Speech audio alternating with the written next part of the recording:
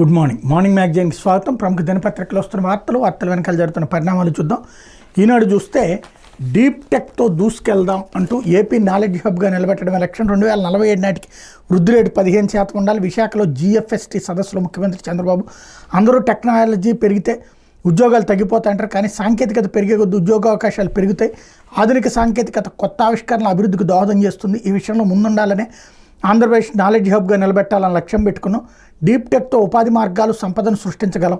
అభివృద్ధిలో మనల్ని వేగంగా నడిపించే ఈ సాంకేతికత కోసం మరిన్ని ప్రోత్సాహకాలు అందించడానికి సిద్ధంగా ఉన్న ముఖ్యమంత్రి చంద్రబాబు తెలిపారు. పేదరిక నిర్మూలన, PPP విధానం, నీటి నిర్వహణ, logistics, green and hydro energy, zero budget, nature farming వంటి 10 ప్రణాళికా సూత్రాలను ప్రధానంగా తీసుకుని స్వర్ణ ఆంధ్రప్రదేశ్ 2047 విజన్ సిద్ధం చేస్తున్నామన్నారు. 2047 కల్లా రాష్ట్రంలో వృద్ధి రేటు 15% ఉండాలని లక్ష్యంగా పెట్టుకున్నామన్నారు అన్నటువంటి వార్తని హైలైట్ చేశారు. ఇకపోతే రేషన్ బియ్యం స్మగ్లింగ్పై CID IG వినీత్ బ్రిజ్లాల్ నేతృత్వంలో ఏర్పాటు. కాకినాడ పరిధిలో నమోదైన 13 కేసుల అప్పగింత. రాష్ట్రంలో రేషన్ బియ్యం అక్రమ రవాణా, స్మగ్లింగ్పై సమగ్ర విచారణ కోసం రాష్ట్ర ప్రభుత్వం ప్రత్యేక దర్యాప్తు బృందాన్ని ఏర్పాటు చేసింది. CID IG వినీత్ బ్రిజ్లాల్ను సిట్ అధిపతిగా నియమించింది. ఈ బృందంలో CID SP బి ఉమామహేశ్వర్తో పాటుగా మరో 4 DSPలకు చోటు కల్పించింది.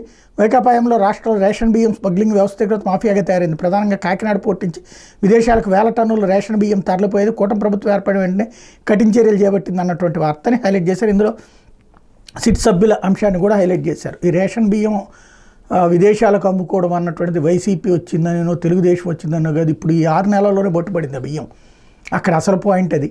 కాకపోతే ఏంటంటే ముందు ఇక్కడ ఏది జరుగుతున్నా సరే ఒక వ్యక్తిత్వాన్ని కించపరచడంతో పాటుగా ఒక నెగిటివిటీని క్రియేట్ చేయడం అన్న కోణంలోనే ప్రతి వార్తలో కూడా నిబిడీకృతం చేసేటటువంటి అంశం. లేకపోతే జలజీవన్ పనుల్లో నిర్లక్ష్యపు దారులు. గత 5 ఏళ్లలో అస్తవ్యస్తంగా తయారైన జలజీవన్ మిషన్ పథకం పనులను తిరిగి గాడిలో పెట్టేందుకు కూటమి ప్రభుత్వం ప్రయత్నిస్తుంటే రాష్ట్ర పంచాయతీరాజ్ గ్రామీణాభివృద్ధి శాఖలో ముఖ్య కార్యదర్శి నుంచి కింది స్థాయి అధికారుల వరకు నిర్లక్ష్యంగా వ్యవహరిస్తున్నారన్న ఆరోపణ వ్యక్తమవుతున్నాయి. ప్రారంభించని పనులు రద్దు చేసి సమీప జలాశయాల నుంచి నీరు జలజీవన్ మిషన్ పథకానికి అనుసంధానించేందుకు సమగ్ర ప్రాజెక్టు వేదికలు సిద్ధం చేయాలని ముఖ్యమంత్రి ఆదేశాలు అమలుకు నోచుకోలేదు. ఈ నెల 3న మంత్రివర్గ సమావేశంలో బ్యూరోక్రసీ తీరుపై సీఎం తీవ్ర అసహనం వ్యక్తం చేసిన అధికారుల ధోరణిలో మార్పు రాలేదు. పనుల రద్దుపై పంచాయతీరాజ్ గ్రామీణాభివృద్ధి శాఖ ముఖ్య కార్యదర్శి శశిభూషణ్ కుమార్ ఇంకా నిర్ణయం తీసుకోలేదు. ఫలితంగా DPRల తయారీకి ఏజెన్సీని ఖరారు చేసేందుకు ముందడుగు పట్టడం లేదు. జలజీవన్ మిషన్ పథకం గడువు మరో 4 నెలల్లో ముగినుంది. ఈలోగా సవరించిన అంచనాల ప్రకారం కేంద్రం నుంచి అదనపు సాయం కోరి ప్రాజెక్టు గడువు మరో 2 ఏళ్లు పొడిగించేందుకు కూటమి ప్రభుత్వం ప్రయత్నాలు చేస్తోందన్నటువంటి వార్తని ఇక్కడ హైలైట్ చేశారు. ఇందులో విశేషం ఏంటంటే గత 5 ఏళ్లలో 70 లక్షల పంపులు ఇచ్చేశారు, కానీ అది తప్పు. ఇప్పుడు ఈ 6 నెలల్లో ఏమీ చేయలేదు అన్నటువంటిది మాత్రం ఇది అధికారుల తప్పే. అప్పుడేమో జరిగినా కూడా అది అప్పటి ప్రభుత్వం ఏం చేయలేకపోయింది. ఇప్పుడేమో జరగకపోయినా కూడా ఇది అధికారులు తప్పే కానీ ప్రభుత్వాన్ని తప్పు కాదు. వాస్తవంగా జలజీవన్ మిషన్ కేంద్ర ప్రభుత్వం ఇచ్చిన ఒక అద్భుతమైన వరం. ఇందులో పంచాయతీరాజ్ శాఖ అంటే ఇప్పుడు పవన్ కళ్యాణ్ చేతిలో ఉంది.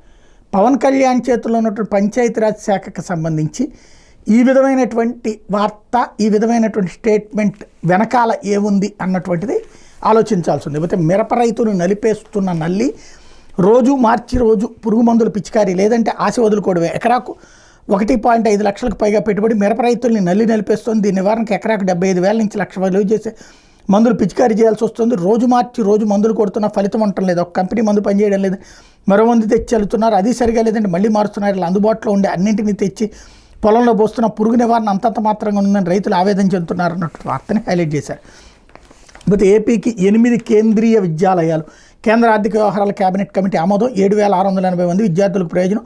రాష్ట్రంలో 43కి పెరగనున్న కేవీల సంఖ్య. గత 5 ఏళ్లలో దక్కిన స్కూల్ 2, ఈ ఒక్క ఏడాదే వచ్చినవి 9. కేంద్ర ప్రభుత్వం ఆంధ్రప్రదేశ్కి 8 కేంద్రీయ విద్యాలయాలను కేటాయించింది. సివిల్ డిఫెన్స్ సెక్టార్ కింద దేశవ్యాప్తంగా 85 విద్యాలయాలను కేటాయించగా అందులో ఏపీకి 8 దక్కినాయి. శుక్రవారం సాయంత్రం ప్రధానమంత్రి నరేంద్ర మోడీ ఆధ్వర్యంలో జరిగిన ఆర్థిక వ్యవహారాల కేబినెట్ కమిటీ సమావేశంలో ఇందుకు ఆమోద ముద్ర వేశారు. ఈ 85 పాఠశాలల కోసం మొత్తం 5,872 కోట్లు ఖర్చు అవుతుందని అంచనా. ఇందులో ఒక్కో పాఠశాల 960 మంది విద్యార్థులు చదువుకునేందుకు వీలుంటుంది. దీనివల్ల ఏపీలో 7,680 మంది విద్యార్థులు ప్రయోజనం పొందేందుకు ఒక్కో పాఠశాల 63 మందికి ఉద్యోగాలు లభిస్తాయి.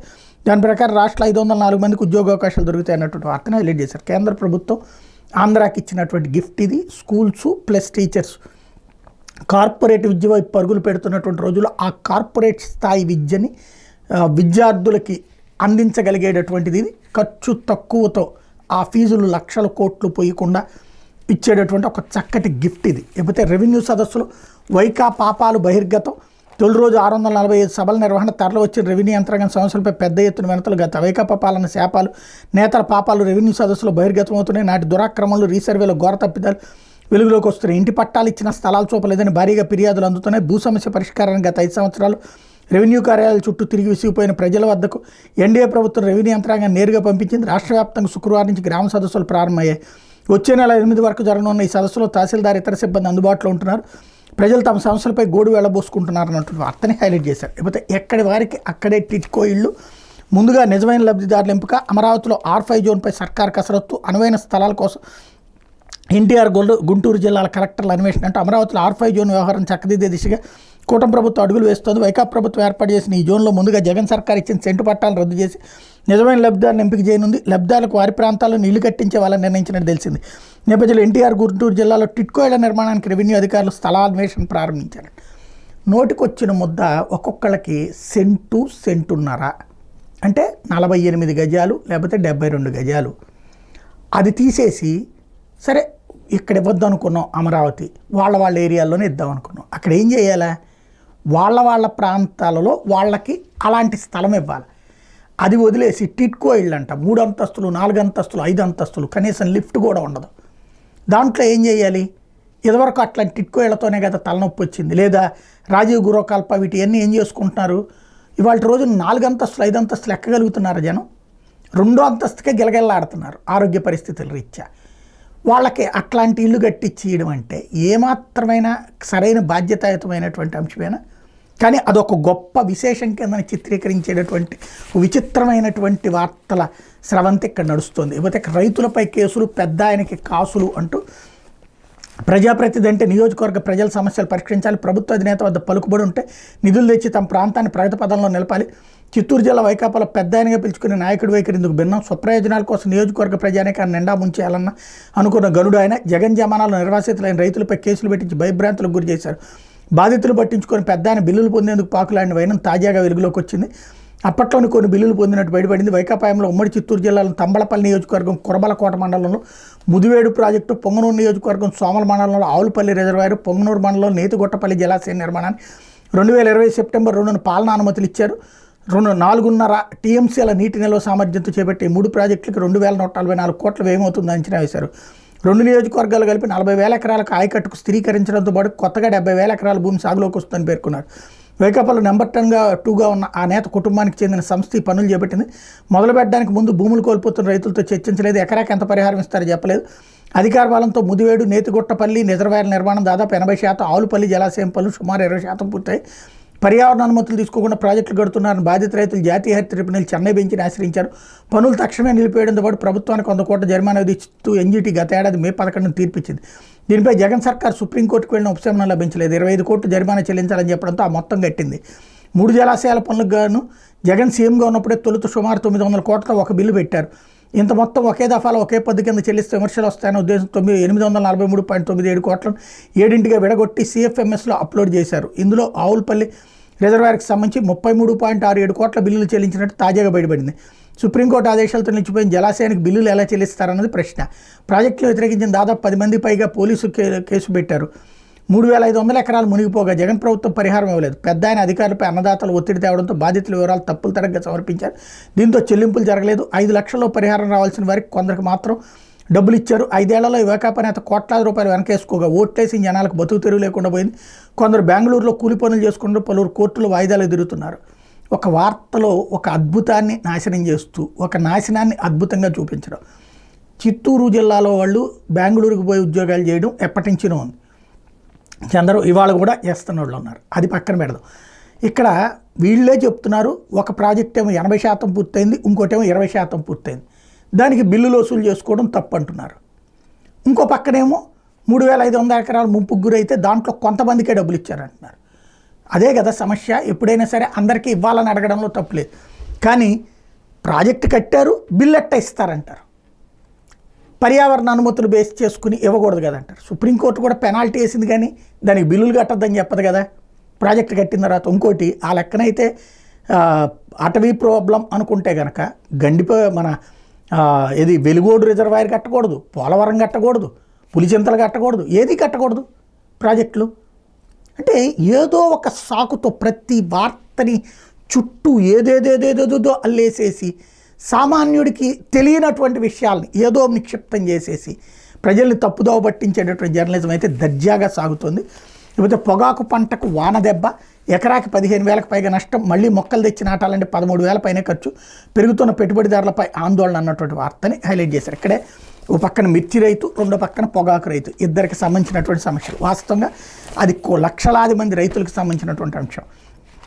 దానికి పరిష్కారం ఏంటన్నటువంటి వార్తలు కాకుండా దీంతో రాజకీయాలే నడుస్తున్నాయి. లేకపోతే సాక్షి ఆధారాలు లేకుండా అరెస్ట్ల, వాంగ్మూలాలను సాక్ష్యాలుగా తీసుకోవాలంటారు, దర్యాప్తు చేరు, ఆధారాలు సేకరించారు, నిందితులు మాత్రం నెలల తరబడి జైళ్లలో ఉంచుతారు, పైగా బెయిల్ ఇవ్వద్దంటూ అడ్డుకుంటారు, మీ వైఖరి ఏం బాలేదు, రాష్ట్రం తీర్పు హైకోర్టు తీవ్ర అసంతృప్తి, నిందితుల వాంగ్మూలాల ఆధారంగా ఇతరులు నిందితులుగా చేరుస్తున్నారు, ఆ తర్వాత ఆధారాలు సేకరించకుండా వాంగ్మూలంపై ఆధారపడాలంటున్నారు, పేపర్ ఖాళీగా ఉందని వాంగ్మూలాల పేరుతో ఏది పడితే అది రాసేస్తున్నారు, వాంగ్మూలాల ఆధారంగా అరెస్టులు చేసి నెలల తరబడి జైళ్లలో మగ్గబెడుతున్నారు, దర్యాప్తు చేయనప్పుడు నిందితులను జైళ్లలో ఉంచడం అనవసరం, వాళ్ళను ఊరికే జైళ్లలో ఉంచి ప్రజాధనాన్ని ఎందుకు వృధా చేస్తున్నారు, దర్యాప్తులో పురోగతి లేనప్పుడు బెయిల్ ఇవ్వదని ఏ కారణంతో కోరతారు, పోలీసులు తీరుతో పొంకాలుగా బెయిల్ పిటిషన్లు దాఖలవుతున్నాయి, 100 కిలోమీటర్ల నుంచి న్యాయం కోసం మా వద్దకు వస్తున్నారు, నవ్వులాట కోసం వాళ్ళ బెయిల్ పిటిషన్లు దాఖలు చేస్తున్నారని పోలీసులపై మండిపాటు అన్నటువంటి వార్తని ఇక్కడ ప్రధానంగా హైలైట్ చేసింది. ఇందులో పోలీసులు ఆయా కేసులో నిందితులు ఇచ్చే వాంగ్మూలాలను సాక్ష్యాలుగా పరిగణించాలని రాష్ట్ర ప్రభుత్వ వాదనపై హైకోర్టు విస్మయం వ్యక్తం చేసింది. కేసుల దర్యాప్తు విషయంలో రాష్ట్ర వైఖరి పట్ల అసంతృప్తి వ్యక్తం చేస్తున్నామని తెలిపింది. వాంగ్మూలాలను అడ్డం పెట్టుకుని నిందితులు నెలల తరబడి జైళ్లలో ఉంచాలంటే సాధ్యం కాదని తేల్చెప్పింది. వాంగ్మూలాలను సాక్ష్యాలుగా పరిగణించాలన్న ప్రభుత్వ వాదన సైతం తోసిపుచ్చుతున్నట్టు తెలిపింది. ఈ వాదనతో ఏమాత్రం ఏకీభవించలేమని, సహనిందితుల వాంగ్మూలాలను తమను కూడా పరిగణలోకి తీసుకోవాలి, అంటే కోర్టులు కూడా పరిగణలోకి తీసుకోవాలని పోలీసులు కోరుతున్నారని, ఇది ఎంత మాత్రం సాధ్యం కాని పని అని స్పష్టం చేసింది. ఆధారాలు సేకరించకుండా వాంగ్మూలాలపై ఆధారపడాలంటే ఎలా అంటూ పోలీసులపై అసహనం వ్యక్తం చేసింది. వాంగ్మూలాల ఆధారంగా ఇతరులను నిందితులుగా చేర్చి అరెస్ట్ చేస్తున్న పోలీసులు ఆ తర్వాత ఎలాంటి దర్యాప్తు చేయకుండా, ఎలాంటి ఆధారాలు సేకరించకుండా నెలల తరబడి నిందితులను జైల్లో ఉంచుతున్నారంటూ ఘాటుగా వ్యాఖ్యానించి, వాంగ్మూలాలు కేవలం దర్యాప్తునకు దారి చూపుతాయే తప్ప వాటిని సాక్ష్యంగా తీసుకోజాలమంది, దర్యాప్తు చేయనప్పుడు నిందితులను జైళ్లలో ఉంచడం అనవసరమైంది, వాళ్ళని ఊరికే జైళ్లలోంచి ప్రజల డబ్బులు ఎందుకు వృధా చేస్తున్నారని ప్రశ్నించింది. పేపర్ ఖాళీగా ఉందని వాంగ్మూలాల పేరుతో ఏది పడితే అది రాసేస్తామంటే ఎలా అంటూ నిలదీసింది. వాంగ్మూలాలను చూస్తుంటే నిందితులంతా రాష్ట్రానికి విశ్వాసపాత్రులు కనిపిస్తున్నారని వ్యంగ్యంగా వ్యాఖ్యానించి, దర్యాప్తులో ఎలాంటి పురోగతి లేనప్పుడు ఏ కారణంతో బెయిల్ ఇవ్వద్దని కోర్టులు కోరతారని పోలీసులు నిలదీసింది. ఆయా కేసుల్లో రాష్ట్రం తీరు ఎంత మాత్రం సరిగా లేదని హైకోర్టు స్పష్టం చేసింది. బెయిల్ పిటిషన్ల విషయంలో రాష్ట్రం చాలా రొటీన్గా వ్యవహరిస్తోందని, దీంతో హైకోర్టులో పొంకాలుగా బెయిల్ పిటిషన్లు దాఖలవుతున్నాయని తెలిపింది. వీటి సంఖ్య రోజు రోజుకి పెరిగిపోతుందని ఆందోళన వ్యక్తం చేసింది. ఎన్నో 100 కిలోమీటర్ల నుంచి న్యాయం కోసం ఎంతోమంది హైకోర్టును ఆశ్రయిస్తున్నారని చెప్పింది. వీళ్ళంతా నవ్వులాటికి బెయిల్ పిటిషన్లు దాఖలు చేస్తున్నారని అనుకుంటున్నారంటూ తీవ్ర స్వరంతో పోలీసుని ప్రశ్నించింది. గంజాయి కేసులో విశాఖపట్నం జిల్లా నక్కపల్లి మండలం ఒట్టిమిట్ట గ్రామం పట్టుబడిన లారీ డ్రైవర్ వాంగ్మూలం ఆధారంగా హనుమంతరావు అనే వ్యక్తిని నిందితుడిగా చేర్చి అరెస్ట్ చేసిన పోలీసులు ఆ వ్యక్తికి వ్యతిరేకంగా ఎలాంటి ఆధారాలు సేకరించకుండా అతన్ని 4 నెలలుగా జైల్లో ఉంచడంపై మండిపడింది. అతనికి బెయిల్ ఇవ్వద్దని కోరడంపై హైకోర్టు అసహనం వ్యక్తం చేసింది. హనుమంతరావుకు షరతులతో కూడిన బెయిల్ మంజూరు చేసింది. హనుమంతరావు నుంచి ఎలాంటి గంజాయిని స్వాధీనం చేసుకోలేదని తెలిపింది. అతనికి వ్యతిరేకంగా పోలీసులు ఒక్క కాగితం ముక్క కూడా ఆధారం చూపించలేకపోయారని స్పష్టం చేసింది. ఈ మేరకు న్యాయమూర్తి డాక్టర్ జస్టిస్ వక్కలగడ్డ రాధాకృష్ణ కృపాసాగర్ శుక్రవారం ఉత్తర్వులు జారీ చేశారు.